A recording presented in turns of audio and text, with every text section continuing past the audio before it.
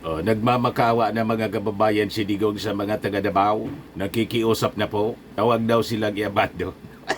Ayan po, Rodi As, Davao Folk, don't abandon Dutertes. Sabay paalala mga kababayan sa mga taga Davao na never daw nilang pinabayaan yung mga Davaoeños. Di ano niya Mr. Maravillas ang tingin mo? Gusto nilang i-preserve ang kanilang political clout. Gusto nilang iligtas ang kanilang political clout. The last bastion mga kababayan, ang Davao City kasi sa buong Pilipinas, bumantot na po yung mga Duterte, lalo na po si Inday dahil sa left and right na kaso. Left and right na mga controversies, mga kababayan na kinasangkutan nila at pati si Digong mga kababayan and his political allies. So kailangan po na maisalba nila, ma-maintain nila mga kababayan ang kanilang politika at least sa Davao. Pag hindi, that will be the end mga kababayan ng politika ng mga Duterte. But before natin mga kababayan na pag-usapan itong pakiusap ni Digong, kasi may pagnanasa si Digong na si Inday daw. Sa susunod anya naming tayo dito, baka anya ipaintulot, presidenta na anya si Inday. In your dreams, Digong. Baka sa impyerno, pwede pa. Yan kung papayag si Lucifer. Tama ba? Pati yung posisyon ni Lucifer po, pinag-ambisyonan ni Sarah. Inilang yung Palasyo Malacanang po, yung posisyon ng ating Pangulong Bongbong Marcos, pati yung kaharian ni Lucifer. Ganon katindi, mga kababayan, kauhaw sa kapangyarihan sila. Pati mga demonyo gustong sakupin. Click subscribe mo na mga kababayan dito sa ating YouTube channel and hit the notification bell para lagi po kayong updated sa mga kaganapan dito sa ating bansa. Like and share na rin po ninyo ng ating video. At huwag na rin po ninyo na skip yung ating mga commercial ads para tuloy-tuloy lang ang pag-unlad ng bagong Pilipinas. At itong ating programa mga kababayan, atid sa inyo nitong ating mga sponsors. Firmax Firming and Lifting Cream. Pinapay po sa mga pulses in affected area. Mainam po ito sa mga pains at paninigas ng mga kaso-kasuan.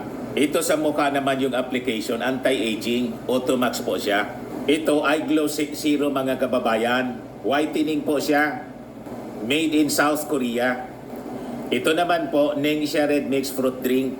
Gawa po siya sa goji berry. May anti-cancer properties po siya. At sa mga nagana po ng malinis and spacious fitness gym, pumunta lang po kayo sa aming Colossal Fitness Gym. May Grab Car Rental din po kami. At bills payment po sa aming office. At saka sa mga mahilig po sa mga imported bags, manood po kayo sa live selling ni Madam Aileen Rosales sa kanyang Aileen Closet po. Pati mga shoes, ito yung kanya po. Ito yung kanyang page. Kita ninyo, napakagandang mga online selling po siya. Si Madam Aileen Rosales. Cellphone number niya po, 773-798-7816. Balikan natin yung ating kwento, yung pakiusap ni Digong sa mga taga Davao na wag daw silang i-abandon. Di ano niya Mr. Maravillas ang reading mo sa pakiusap ni Digong. Hindi man yan makikiusap kung wala silang nakikita pagina ng suporta. Kasi yung challenger niya si Carlo Nograles po, bata pa. At si Carlo Nograles mga kababayan, yung pamilya Nograles, hindi po basta-bastang mga politiko. Seasoned politician na rin po, mga kababayan sa Davao. At malamang sa malamang, yun ang tatapos. Tutuldok mga kababayan sa political career ng mga Duterte. Lalo't pabulusok ng pabulusok ang popularity ng mga Duterte. Plus yung patong-patong na kaso. Kaya namigay po sila doon ng ayuda. Pati pera, galit yung mga Duterte sa pamimigay ng ayuda. Pero ngayon, namigay sila ng ayuda. Ang rason nila, dati naman namin itong ginagawa. Dati pala. Bakit nagagalit kayo sa AKAP sa pag-aayuda ng ating gobyerno? Pero kayo, nag-ayuda rin, pati pera. Sabi namigay ng 150 bawat isa at may hakutan. Karamihan sa mga pumunta, mga badyaw. Hindi man na niya, Mr. Marabiles, mga butante yung badyaw yata, mga illiterate. Hindi man mga rehistrado. Inakot, sabi doon sa mga nakita nating balita sa social media. At itong pakiusap ni Digong sa mga taga Davao ay isang pagpapakita mga kababayan ng waning support ng mga Davaoenyo. Siguro, nagsawa na rin po yung mga taga Davao. At malamang napahiya sila. Nakakayaan niya itong mga Duterte. Imagine, first in history, na ang isang vice presidente, sitting vice president, lantaran na nag-aambisyon na palitan yung Pangulo. Walang kahihiyan. At nagbanta pa. Pinagbantaan openly ang buhay ng ating Pangulong Bongbong, First Lady at si Martin Romualdez. Wala pang ganyan po, mga kababayan. At wala pang sitting vice president na nawala sa sarili dahil sa kanyang sobrang galit sa dati niyang ka-unit team. Di ba? Na hindi man nga maintindihan mga kababayan ng ating mga mamamayang Filipino kung anong kinakagalit ni Sara Duterte other than ang kanyang ambisyon. Kasi yung ating Pangulo hindi man nagsasalita po. Sige lang ang trabaho. So ito yung pakiusap mga kababayan. Yan, kung maniwala pa sa kanya yung mga taga Davao. Yan huwag anya ninyong i-abandon ang aking pamilya. Sabay remind, wala man anya kaming nagawang masama sa inyo, nagawang mali. Anong wala? Ang daming mali. Hindi lang sa Davao po nasira yung pangalan ng mga taga Davao. Naging DDS sila, Davao Death Squad. At inamin pa niya, sabay turo kay Bato. Yan na niya si Senator Bato. Death Squad din yan. Di ba? So nasira yung reputasyon ng mga taga Davao na yung mga leaders nila dyan, mga mamamatay tao, masasamang tao, mga kababayan. Di ba? At walang remorse, mga kababayan, sa dating Pangulo. Proud siya. Proud sa pagmumura. Lahat ng display ng masasamang pag-ugali. Proud siya. Ayan ang pakiusap niya. My dear people of Davao City, I am very thankful to all of you. It is here where I started my political career. Your support extended even to my children, Sebastian, Inday, and Pulong, sabi po ni Duterte. Sobra-sobra na rin yung kanilang pamamahala sa Davao. 4 decades mga kababayan, practically 4 decades sila. Pero napakarami pa rin pala yung mahihirap sa Davao. Maraming nakatira sa squatters area. Yung pinakita po natin, 4 kilometers of squatters area. Imagine that. Pagkatapos, despite the billions of pesos of pork barrel fund sa panahon mga kababayan ni Digong na pinakinabangan ng kanyang anak na si Pulong, binabaha pa rin yung Davao.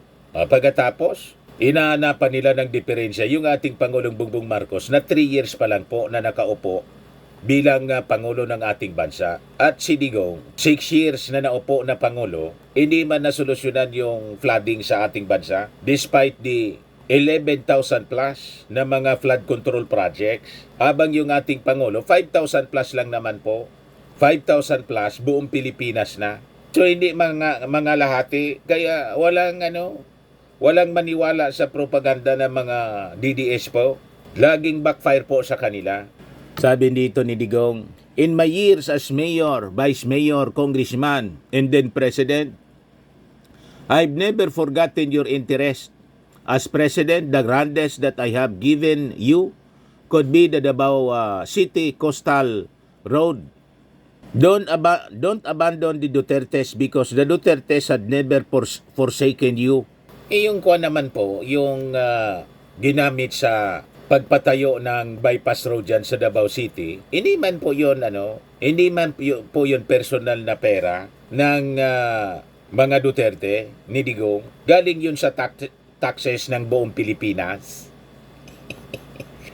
Parte yon sa kanyang mandato, sa kanyang obligasyon na mag-implement ng mga projects. Just like our president, kaya yung ating Pangulong Bongbong, hindi nagme-mention sa ganyan, hindi nagsasalita ng mga ganyan. Kasi sabi ng ating Pangulo, wala man anya kayong utang na loob dapat sa akin kasi ito obligasyon ko.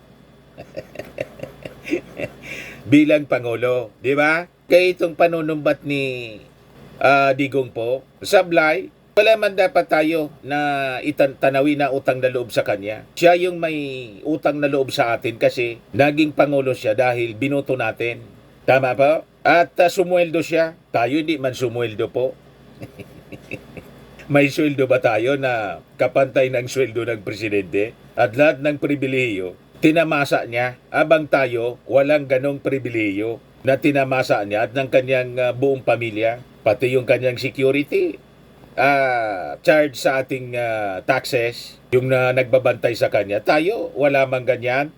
Tama po, mga kababayan. And I think, enough is enough. Tama na rin po. Bago naman na mga personality para sa bagong Davao. Pero sabi nga natin, mga kababayan, hindi man natin mabiblame si Digong, nakatikim.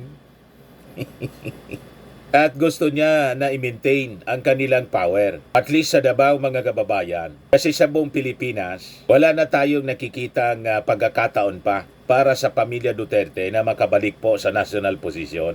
Si Sara po, damaged sa goods na po. At malamang sa malamang, hindi na makakandidato po bilang presidente. With the impeachment case, in all the cases na kanya pong kinakaharap, nasabi nga natin mga kababayan, siya man lang po ang may gawa.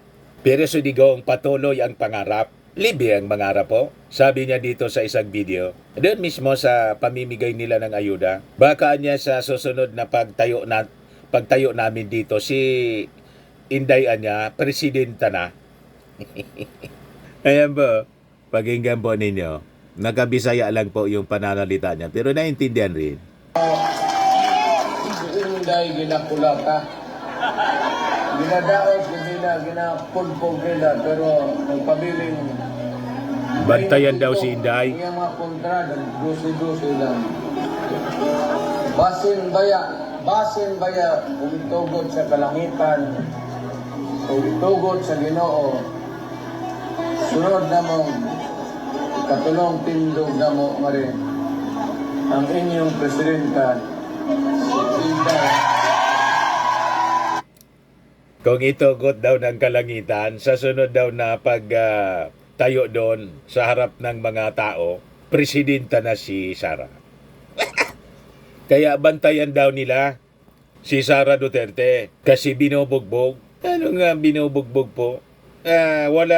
Walang bumubugbog sa kanya kundi sarili niya. Binubugbog niya yung kanyang sarili. Yung mga kaso po na kinakaharap niya, impeachment cases. Lahat ito siya yung gumawa. Yung kanyang mga pagbabanta. Ang binubugbog po, mga kababayan, yung ating Pangulong Bongbong, tapos si Martin Romualdez, the first family. Yan ang katotohanan dyan. At ang ating gobyerno, walang reputasyon ng pambubugbog.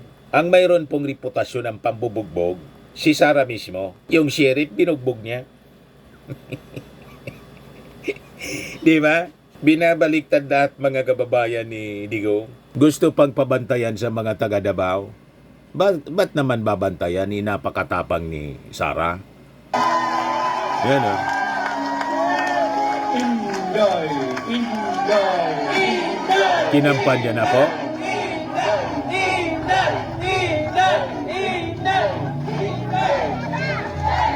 Tapos ang estimate mga kababayan ng crowd ng Davao City Police, 50,000 daw.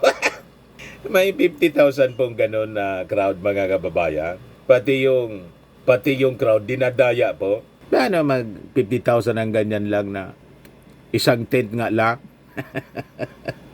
Baka sa report sa kuha, 50,000 parang yung pagastos uli ng confidential funds. Puro Mary Grace Piatos po yung nasa resibo. Puro kaluluwa mga kababayan. Sa mga naghanap ng malinis and spacious fitness gym, pumunta lang po kayo sa aming Colossal Fitness Gym. We also offer Grab Car Rental with our brand new 2023 model ng Toyota Innova.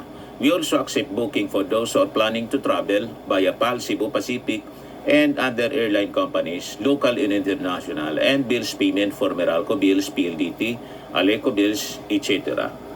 Ang Colossal Fitness Gym is located at 3rd floor Security Bank Building, Landco Business Park, Legazpi City, Albay. For inquiries, look for Chilon Maravillas. Contact number 0966-802-0949. Yan yung aming Innova. Lagi na pong matao sa amin. Pati mga foreigners po, tingnan ninyo. Mga British tourists sila. Ang lalaki ng katawan na, mga kababayan, nag-gym sa amin. Ito naman po, Indian National. Ito mga mga European sila. Ito naman yung bago naming product na binibenta online, Eye Glow Serum. Whitening po siya galing sa South Korea. Tingnan ninyo yung epekto sa aking anak na architect entrepreneur, Riz Maravillas. For inquiries, look for Riz Maravillas on FB. Ito naman po, Firmax Firming and Lifting Cream. Pinapahid po ito sa mga pulses and affected area. Mainam po ito sa mga pains at paninigas na mga kaso-kasuan. Ito po, Automax Radiant Serum. Sa mukha naman yung application. Anti-aging po siya. You will look 10 years younger than your age. Sa mga cancer patients naman po, baka lang gusto ninyo itong itry. Nengxia Red Mix Fruit Drink. Hindi man po siya gamot, food supplement siya. Kaya lang, gawa siya mga kababayan sa goji berry. Yung goji berry may anti-cancer properties. Yung mga inquiries ninyo, dumiretso na lang kayo sa aming messenger sa Facebook para masagot namin agad. Ayos po. Ako po si Dante Maravillas. Bye-bye. God bless.